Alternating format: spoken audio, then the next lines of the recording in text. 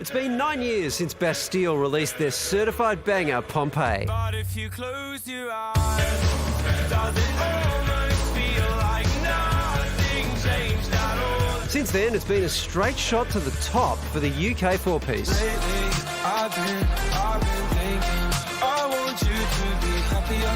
I want you to be happier. Selling more than 11 million records and clocking more than 7 billion global streams has kept Bastille happy, alongside their award-winning collaborations with Craig David and Alessia Cara. So don't make promises to me that you're gonna break. We only ever wanted one thing from this. The London lads took full advantage of the pandemic to stop down and write their brand new album, Give Me the Future. And by the sounds of it, the future's looking bright. And you said, shut up the lights, you don't deserve to dance. And Bastille frontman Dan Smith joins us live. Hello, how are you doing? Now, the last time you were on the project was the start of 2020 when you were promoting your album Doom Days. Hate to jump to conclusions here, Dan, but did you actually predict the pandemic? Yeah, sorry about that.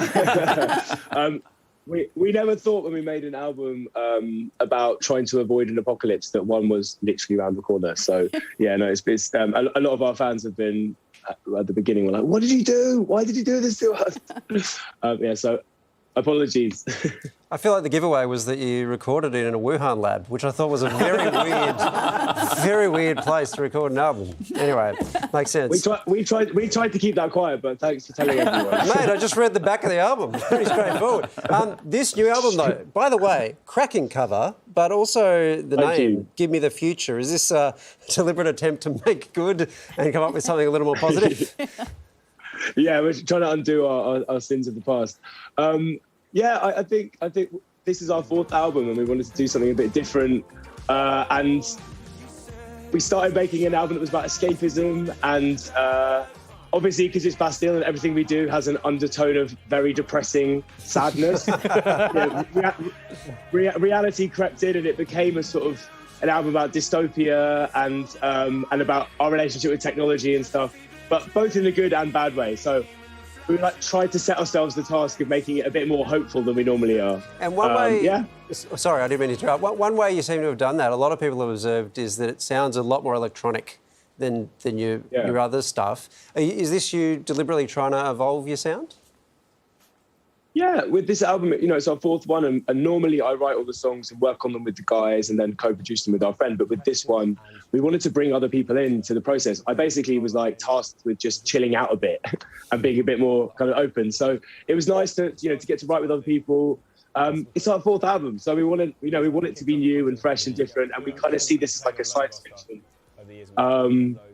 So yeah, it's different, but there's big cinematic strings. There's sort of Riz Ahmed has a track on the album where he does a spoken word piece. There's gospel, but there's also we wanted to make an album in the lockdown that made us want to dance because we're in a studio, we're in our houses making this record, and obviously the live music scene has just unfortunately suffered so much. So I guess we were just in the studio thinking what would we want to be dancing to right now? And although the lyrics are unsurprisingly incredibly depressing, we wanted the beats and stuff to make you just want to bounce around the house. There were a couple of gigs at 10 Downing Street, but obviously you missed out on those ones, Dan.